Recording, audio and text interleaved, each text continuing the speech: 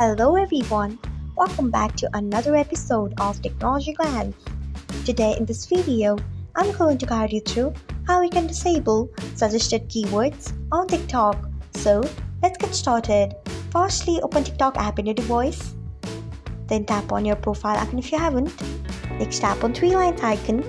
After that tap on settings and privacy. Then tap on privacy. Next tap on comments. After that, tap on Create Your Care mode. Next, you can see the option of suggested keywords.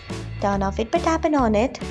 So, this is how we can disable suggested keywords on TikTok. Thanks for watching.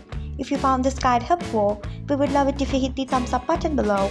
We upload great new tech tutorials like this one every day. So, do not forget to subscribe to our channel and hit the bell icon so that you will never miss another update.